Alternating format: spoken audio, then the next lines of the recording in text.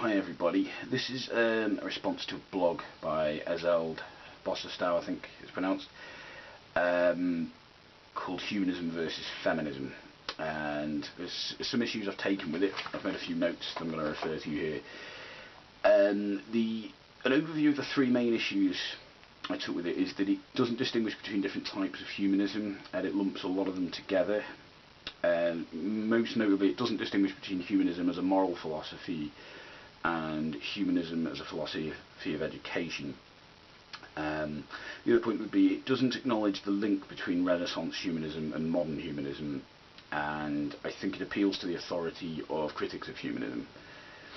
Okay, so first things first, I'd like to, rather than using Wikipedia, which I will come to in a moment, because the blog does reference Wikipedia, I'd like to look at the International Humanist and Ethical Union's minimum statement, which is: humanism is a democratic and ethical life stance which affirms that human beings have the right and responsibility to give meaning and shape to their own lives.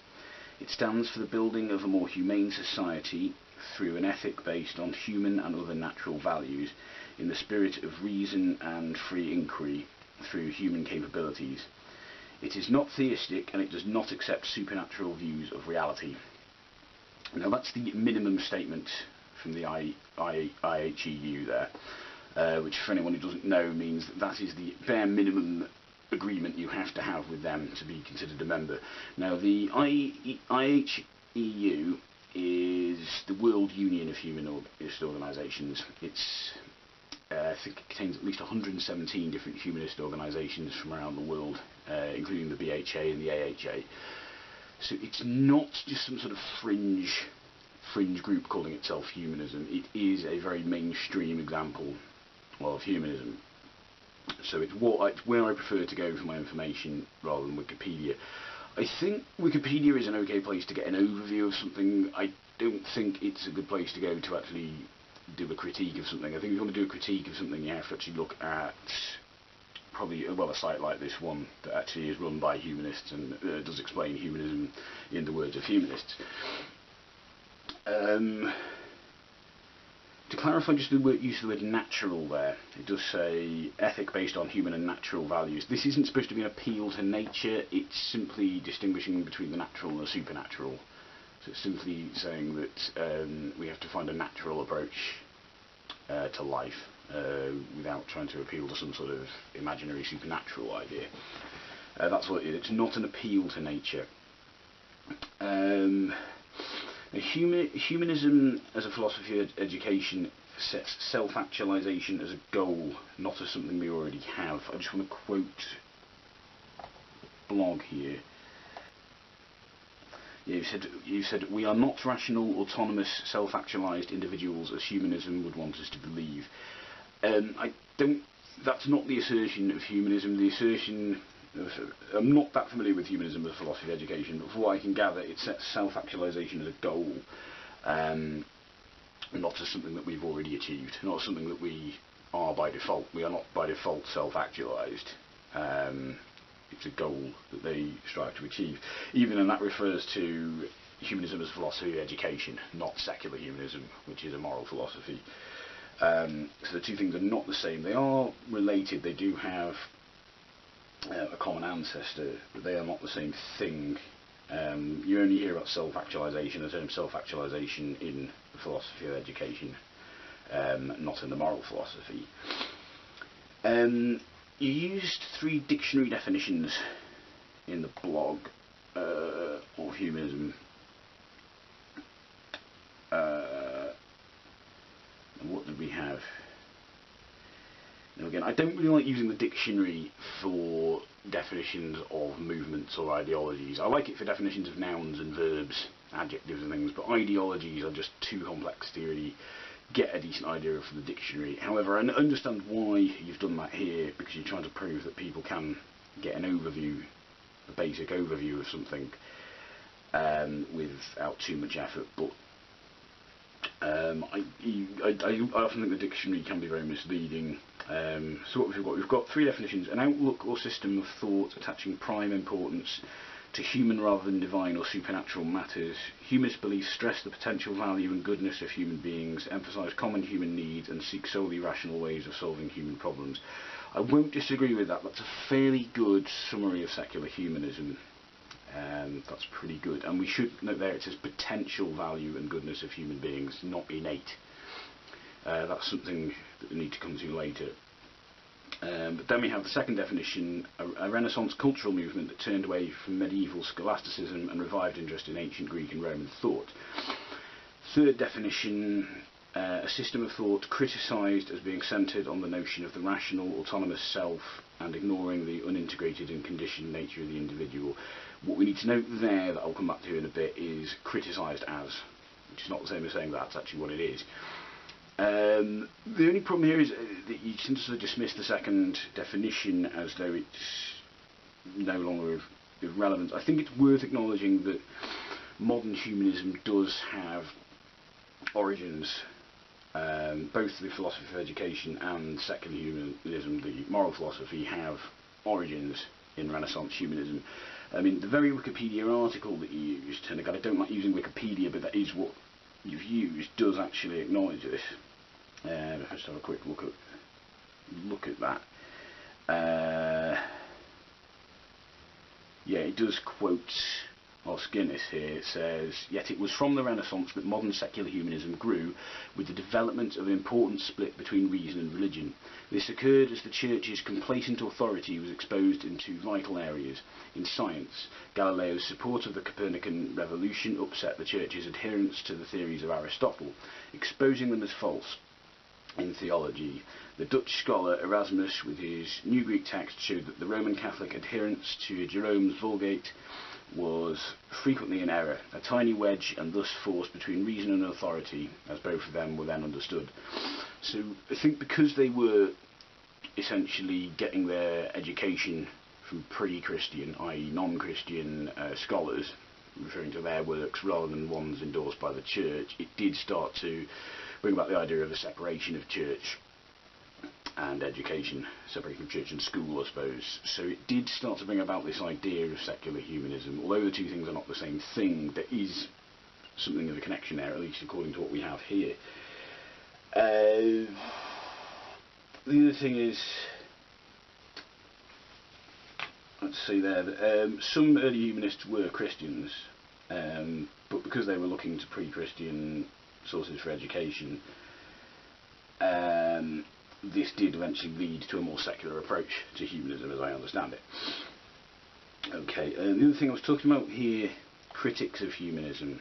Now this is interesting, because I think it's a bit of an own goal here. Now, the bit you quote, here we go, so you've quoted Wikipedia here. Postmodern critics who are self-described anti-humanists, such as Jean-Francois Lyotard and Michael Foucault, have asserted that humanism posits an overarching and excessively abstract notion of humanity or universal human nature, which can then be used as a pretext for imperialism and domination of those deemed somehow less than human. Okay, what you haven't quoted there is the next sentence.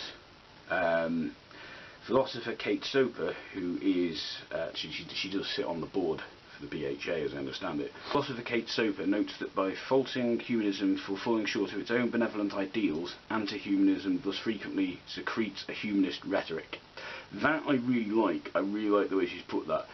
To say that humanism is bad because it doesn't achieve the goals of humanism, by default means the person making the criticism supports the goals of humanism. To me, it kind of shoots itself in the foot there. It's a bit like saying, someone saying, "I don't like Christianity because I don't think it follows the teachings of Jesus." It doesn't quite work. And I think, yeah, correctly here, we have here, in his book Humanism, 1997, Tony Davis calls these critics humanist anti-humanists.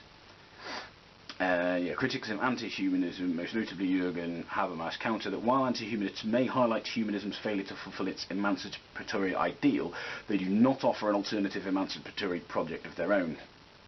I think that's very significant, that if someone's embracing the goals of humanism, but then criticising humanism for not achieving those things. I mean, you can criticise certain humanist organisations for not achieving those, but that doesn't throw humanism out as a philosophy. Humanism in practice is different to humanism as an actual philosophy in itself. So I don't really think those actual criticisms are that good. The other thing is, I mean, it's something of an assertion to say that they posit an overarching and excessively abstract notion of humanity or universal human nature, which can then be used as a pretext for imperialism and domination of those deemed somehow less than human. I don't really know where that's coming from. Again, looking at the IHEU minimum statement, that certainly isn't the kind of groups that are contained within their umbrella. There's nothing there about hierarchical views of human beings. Okay, so as for that, is humanism compatible with feminism? Not really for me to say. I don't really know. I've only been a feminist for a very short amount of time. I don't really know a lot about it. I have no formal involvement with feminism. I would have thought yes, but I mean, looking at the IHEU again, they do have a women's network, which is entirely, they have an entire section devoted to it. And if I just read what it says here, the purposes of the Humanist Women's International Network are to promote women's rights, empowerment and development within the UN system and the international community, challenge women's subservience in the world's religions, promote and encourage humanist women to participate in their national women's lobby and governmental agencies, put gender on the agenda of humanist organisations, promote and encourage women to take leadership positions within their national humanist organisations.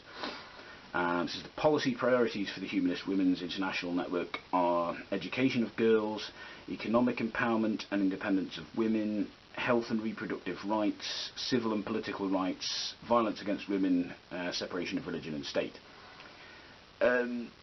I do, from what limited understanding of feminism, I do see a lot of common ground there. I'm not going to suggest that humanist women is a synonym for feminism. I don't necessarily think that.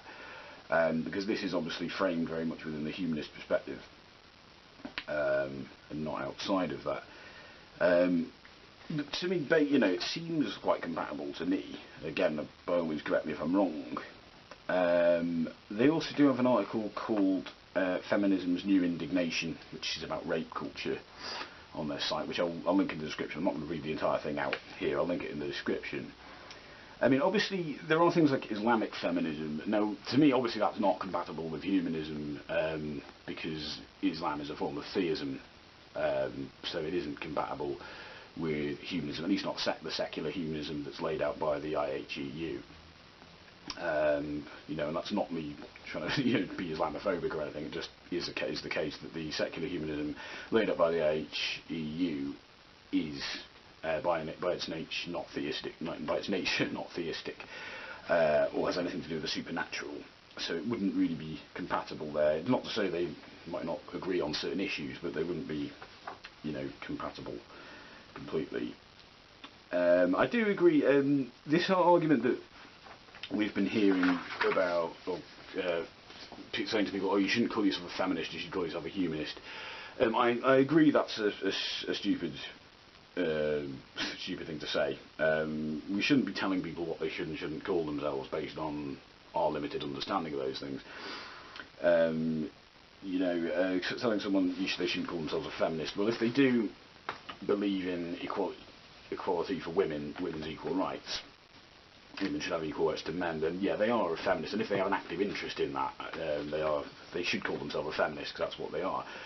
I don't necessarily see a reason why they couldn't still call themselves a humanist. I'm just going to read off a list of people here. I mean, Sonia Egerix, I'm hoping I'm pronouncing her name right there. She's a feminist and a humanist. Lacey Green, feminist and humanist.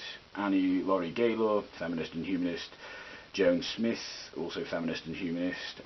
Janet Radcliffe Richards, is feminist and humanist. those are just some that I'm aware of since I started looking into feminism. These are women I'm aware of who embrace both terms. They actively identify as both. I have noticed MRAs are currently embracing the term humanist, possibly to try and appeal to these people who keep saying I'm not a feminist, I'm a humanist. I think they're probably trying to get in with that crowd, or try and get the support of that crowd, possibly because that crowd is receiving a certain amount of hostility from feminism. The actual phrase "I'm not a feminist, I'm a humanist" I don't think is quite the same as telling feminists they should call themselves humanists instead. I said that to someone once a while ago. I said I don't really consider myself a feminist, I'm a humanist. The reason I said that was because I didn't know a lot about feminism at the time. I don't think it would have been correct for me to apply a term to myself, a label to myself, if I didn't really know what it meant, if I wasn't really sure about what it meant. But I did know what humanism meant at the time and did apply that to myself. And partly because humanism does, as we see here, deal with certain women's issues, I did consider it, I had an interest in that kind of thing, but the term applied, I think someone blew up at me for saying this, and thought I was saying the other, thought I was telling them not to call themselves a feminist, which actually wasn't the case. I was just simply saying I wasn't at the time. However, having learned a bit more about feminism, I do agree with it as a core philosophy, so yeah, I have started applying both terms to myself, which I think is okay. Again, I'll be honest, I wasn't aware there was a hostility towards humanism coming from anyone within feminism. I wasn't really aware of that, but then again, I'm quite new to it, so I don't know. I knew there was a hostility towards this phrase, this false dichotomy that you either choose between humanism and feminism, but I wasn't aware of there was hostility. I would say that humanism, although it does concern itself with women's issues, doesn't focus on them specifically enough to be suitable to deal with them in their entirety. Gender issues to me seem like a very complicated, very nuanced, very layered issue, very issue that does require an actual group that focuses on it. I don't think these problems are just going to be solved as some sort of happy byproduct of humanism. I think they are problems which do require the focus of an actual group that's specifically dedicated to doing that. So I wouldn't suggest that feminism is subsumed by humanism, or should be. I think to suggest it is would show an ignorance of how complex the issues that it's dealing with are. The only other criticisms of humanism I'm aware of, I mean, obviously the religious are critical of humanism for reasons which are hopefully self-explanatory. Essentially that it's a non-theistic philosophy, and also that it demonstrates people can be moral without religion.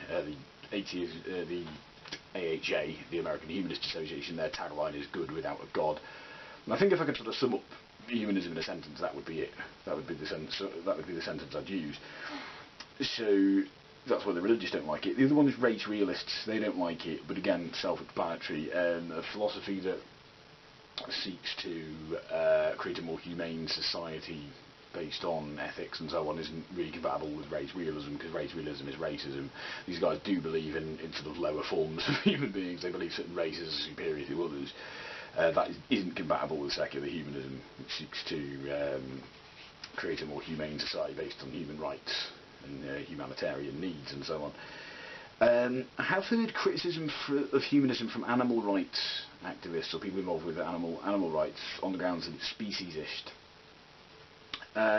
What I'd say to that, first of all, the BHA actually does express concern for animals. There is a certain concern for animal welfare afforded by expressed by certain humanist organisations. I'm a vegan. I've been a vegan for 11 years now. I've been vegetarian for 12 years. The last 11 of those I was vegan and still am. And that is partly for ethical reasons. So, personally, I prefer to think of my humanism and my concern for animal welfare as two separate things. I don't think they should cross out. I don't think they should be part of the same group. I think they are two different things. there are some similarities between my reasons for being both are due to the fact that I have empathy and compassion for other living things. But okay, but yeah, so I don't know if the animal rights argument really works there. Just because someone's a humanist doesn't mean they don't care about animal welfare. Those are the only, off the top of my head, the only criticisms of humanism I was aware of.